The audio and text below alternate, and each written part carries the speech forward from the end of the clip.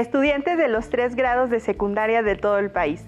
Bienvenidas y bienvenidos a este espacio de reflexión, análisis y diálogo. Mi nombre es Nayeli Villatoro y les invito a quedarse con nosotros para hablar sobre las emociones y los sentimientos. No se muevan de su lugar, que ya comenzamos en este programa titulado Sentir o no sentir.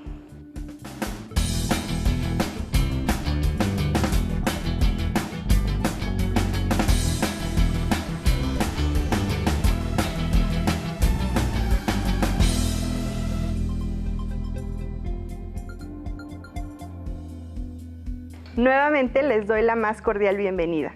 En esta ocasión hablaremos sobre las emociones y sentimientos y cómo se relacionan con la parte social y cultural del contexto en el que nos desarrollamos. Asimismo, hablaremos de cómo esto influye en la construcción de su identidad y el fortalecimiento de su autoestima. Para ello, nos acompañan en este diálogo 2 especialistas en el tema. Rocío de la Cruz Corona, quien es doctorante en terapia sistémica y de pareja y maestra en psicoterapia humanista con enfoque Gestalt. Y Claudia Reyes Ruiz, licenciada en psicología humanista con enfoque Gestalt. Muchas gracias por la invitación. Gracias por invitarnos a tu espacio. Muy bienvenidas. Quisiera que comenzáramos precisando la diferencia entre emociones, sensaciones y sentimientos, ya que muchas veces hablamos de estos conceptos sin distinción entre ellos. ¿Cómo podemos diferenciarlos? Pues bien, entendemos por emoción el conjunto de reacciones orgánicas que experimenta un individuo cuando responden a ciertos estímulos externos que le permiten adaptarse a una situación con respecto a una persona, objeto, lugar o situaciones. Con reacciones orgánicas me refiero a reacciones de nuestro cuerpo. Las emociones que se reconocen generalmente son la tristeza, la alegría, el miedo o el enojo. Las sensaciones son todas aquellas reacciones que responden a cambios en la superficie del cuerpo y pueden ser registradas a través de nuestros sentidos. Es decir, la piel de las personas puede percibir y registrar cambios que nos permiten identificar las formas particulares del cómo se manifiesta en nuestro cuerpo las diversas emociones. Me parece muy importante que las y los jóvenes aprendan a identificarlas para autoconocerse y lograr la regulación de las y sus emociones. Estas sensaciones se pueden identificar a través de nuestros sentidos y de poner atención a nuestro cuerpo. Por ejemplo, el incremento de la temperatura, el color, la textura, el ritmo del corazón o la sudoración de las manos. Los sentimientos, por otro lado, son el nombre que se le ha puesto de forma popular a cada tipo de emoción junto con sensación. En aquellos escritos se clasifican en positivos y negativos. Sin embargo, hoy por hoy sabemos que no existe tal división. Para dar algunos ejemplos, tenemos la ansiedad, los celos o el amor. En general podemos concluir que las emociones son el impulso biológico, la sensación es la reacción medible y observable, y el sentimiento, el nombre que se le da a dicha emoción junto con su sensación y es conocida a través del tiempo. Es vital que las y los estudiantes puedan reconocer los sentimientos, emociones y sensaciones que les producen ciertas actividades, situaciones, personas o lugares. Actualmente le ponemos mucha más atención a la expresión de nuestros sentimientos. Claudia, ¿siempre se le ha dado la misma importancia a los sentimientos o ha habido diferencia en otras épocas de la historia? No, considero que hay emociones que han venido cobrando una importancia relevante a medida que nos hemos permitido mirar al ser humano como un ente integral, donde estamos formados de mente, cuerpo y alma. En la antigüedad, las emociones eran reducidas a las mujeres y se asociaban con la histeria y la desvalorización. La importancia de este aspecto en el desarrollo humano de un ser no era el mismo. Hoy en día sabemos que tener inteligencia emocional es fundamental, es decir, poseer la capacidad de percibir y expresar, comprender y gestionar todas nuestras emociones. Es una competencia básica para relacionarnos como seres conscientes y congruentes, para lograr el bienestar físico, mental y social, no importando ni el género que tengamos. Actualmente las emociones y los sentimientos dejaron de verse y asociarse con lo irracional para centrarse en la importancia de expresarlos, comprenderlos y gestionarlos. Sería necesario destacar que las emociones no se presentan solo en una etapa de nuestras vidas, siempre están ahí, pero quizá algunas sean más fuertes o nos marquen más en ciertas etapas. Rocío, ¿cuáles consideras que son las emociones que se experimentan de manera más frecuente en las y los adolescentes? En la adolescencia se viven muchísimas emociones. Sin embargo, considero que las más comunes son el enojo, la tristeza, alegría y por último, la frustración. Creo que es muy importante mencionar que todas tienen un beneficio, una razón de su presencia en ese exacto momento. Aparecen en nosotros como la posibilidad de darnos cuenta de nuestras necesidades y para vivir con mayor conciencia. El enojo es el encargado de ayudarnos a poner límites frente a los demás, pero también nos brinda la oportunidad de distinguir cuando otra persona está poniendo un límite. La tristeza es ese espacio que nos permite mirarnos, observar el interior y contactar el silencio, tocando todo aquello que sentimos. La alegría, la experiencia que nos hace distinguir las cosas buenas que nos gustan, que son disfrutables y que nos emocionan. La frustración es el espacio que nos posibilita fortalecer la tolerancia, paciencia y confianza con nosotros mismos. Aprender la palabra no como parte del éxito sin vivir lo personal. Los adolescentes son capaces de accionar y no de reaccionar cuando experimentan las emociones. Sí y solo sí las localizan, las sienten y generan recursos para moverse de ellas a su favor. Claro, experimentar las emociones nos da la oportunidad de autoconocernos y sobre todo una oportunidad para crecer y desarrollarnos. Pero muchas veces, dependiendo del contexto en el que nos encontramos, es más o menos difícil expresarlas. Esto debido a muchos factores. Quisimos saber lo que piensan las y los jóvenes al respecto, si alguna vez han sentido que estuviera mal expresar lo que sintieron. Esto fue lo que nos contestaron. Sí, porque algunas veces me han dicho que por llorar parezco niña chiquita. Creo que ya es como confianza contigo mismo. O sea, tú puedes tener la necesidad de contar algo a alguien o decirle lo que realmente sientes, pero no tienes esa confianza para hacerlo. Sí, cuando las personas no me miran a los ojos. Sí, en la escuela cuando me enojo o estoy triste porque yo pienso que no es un buen lugar para demostrar mis sentimientos. Todas las personas deberían poder expresar lo que sienten, pero muchas veces los aspectos culturales, las creencias y costumbres familiares o la misma estructura social evita que esto se logre fácilmente. Se fomentan ideas en las cuales ciertos sentimientos o sensaciones son negativas y no deben presentarse, pero recordemos que no hay emociones negativas ni positivas. Por ejemplo, el caso de la joven que expresa su malestar porque le digan que parece niña chiquita al llorar. Deberíamos pensar que no solo en la niñez se puede llorar. Toda persona a cualquier edad debe sentirse libre de hacerlo. Y nosotros mismos nos damos cuenta cuando alguna cosa que hacemos o sentimos no es la que se espera. Como dijeron, algunas personas no ven a los ojos y esto provoca que nos sintamos mal por expresarnos. También pudimos notar que se piensa en que hay lugares adecuados para mostrar sus sentimientos. De igual forma, escuchamos la siguiente reflexión. Es importante tener la confianza en nosotros mismos para expresar lo que realmente sentimos. Esto ayudará a fortalecer nuestra autoestima.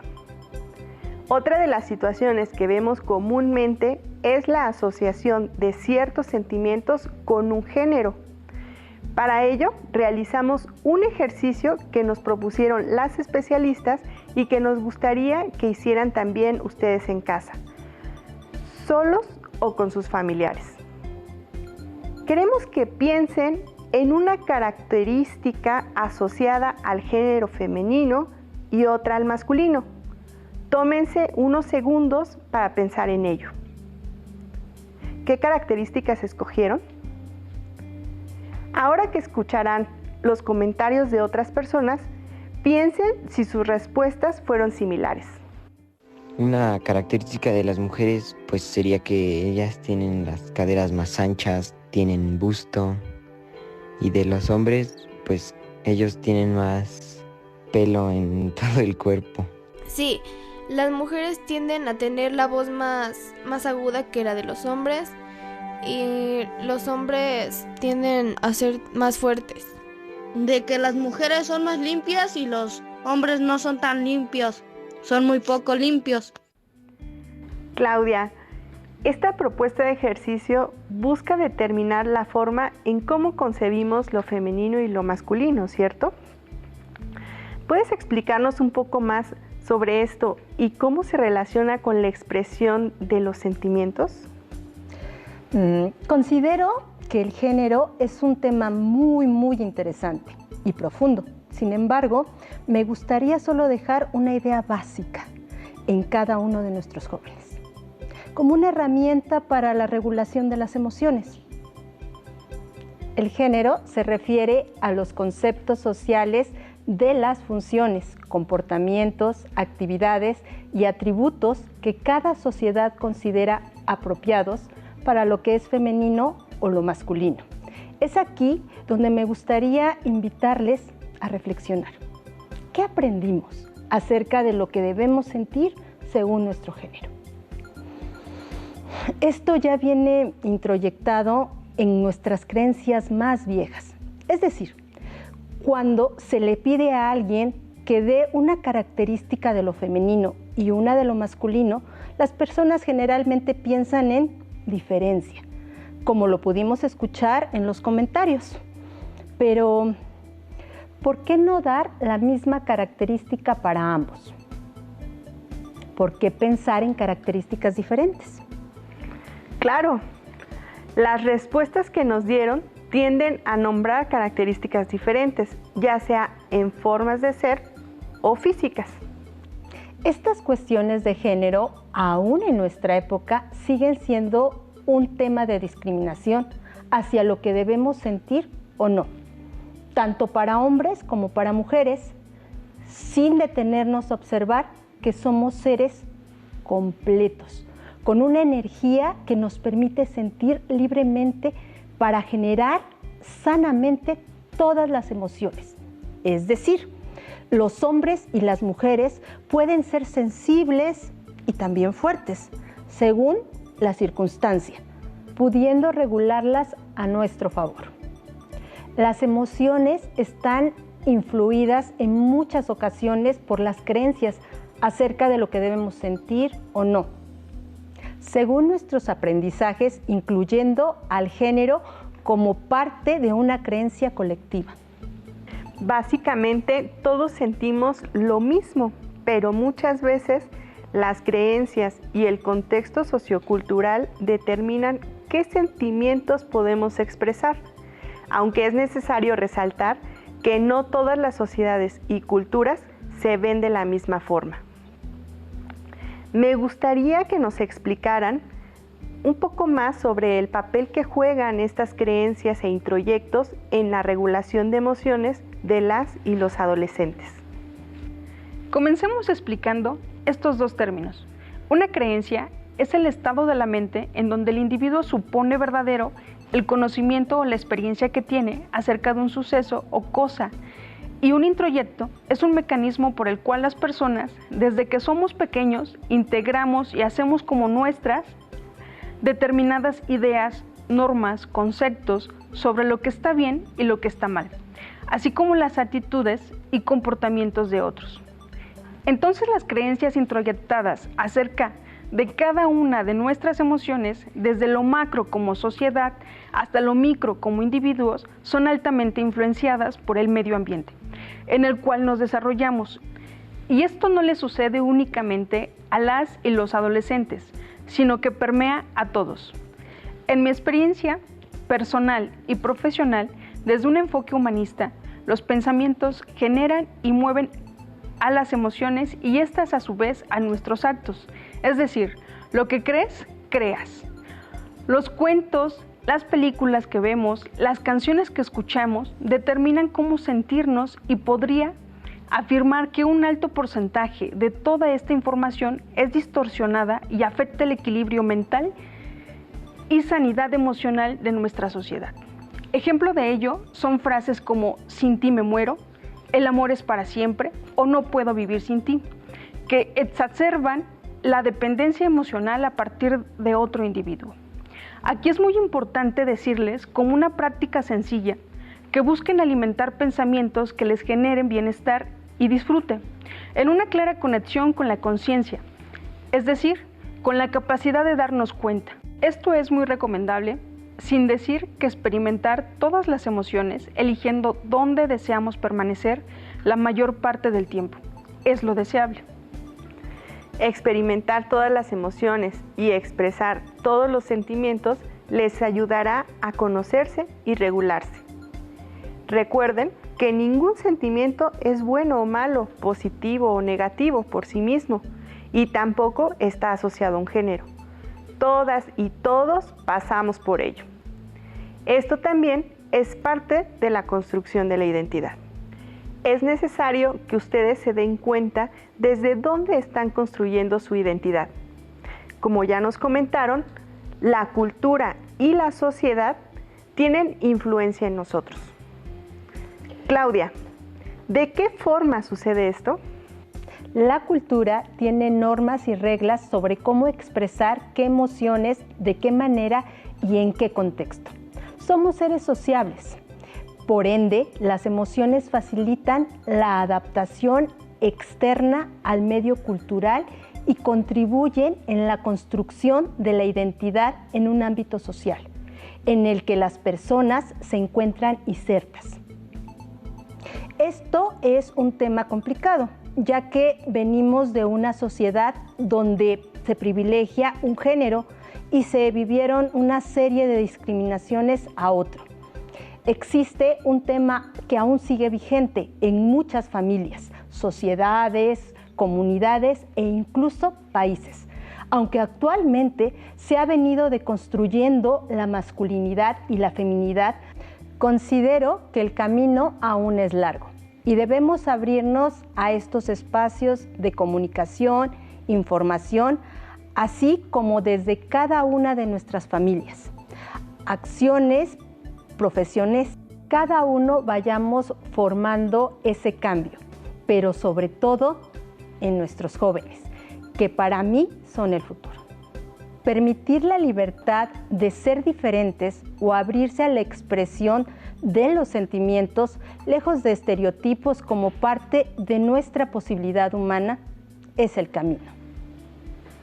Muchas veces se reproducen formas de ver el mundo que siguen fomentando la diferencia entre géneros, que están inmersas en la sociedad y la cultura, y debemos estar conscientes de ello. Quisimos ver si actualmente las y los jóvenes pueden percibir esta problemática. Por ello les preguntamos qué opinan sobre estas famosas frases que escuchamos a diario. Los niños no lloran o las niñas son muy sentimentales. Escuchemos. De que está mal, cualquier niño puede llorar y cualquier niña puede ser sentimental, y al revés. Las niñas pueden llorar y los niños pueden ser muy sentimentales. Yo pienso que no está bien que la gente piense así, ya que es como si esas personas decidieran nuestra personalidad, pero nosotros decidimos si queremos ser sensibles o no. Sin duda, estas frases son ejemplos que nos encontramos a diario en donde se evidencia la reproducción de esquemas o estereotipos que fomentan la desigualdad de géneros desde los mismos sentimientos y emociones. ¿Por qué un niño no debería llorar si es una forma de expresar sus emociones y es algo natural? ¿Por qué únicamente las mujeres pueden expresar su cariño o afecto a otra persona? Pero es muy bueno destacar que las respuestas que nos dieron muestran cómo las y los jóvenes pueden darse cuenta de esta problemática. Les sugiero que planteen estas preguntas para ver en qué forma afectan su desarrollo e identidad y reflexionen sobre las razones por las cuales se presentan estas distinciones. Bueno, Nayeli, y también es preciso decir que para vivir repitiendo lo aprendido es fácil. Los seres humanos tenemos unas neuronas llamadas espejo, que repiten lo que ven. Por ejemplo, la forma de amar, el cuidado por el otro, el enojo, todo lo que nos rodea. Por lo que una manera en la que podemos apoyar el crecimiento de nuestra autoestima es conocer, identificar, gestionar nuestras emociones como parte del autoconocimiento y, posterior a eso, decidir qué deseamos continuar fortaleciendo en nosotros y qué no queremos alimentar más como parte de un estilo de vida.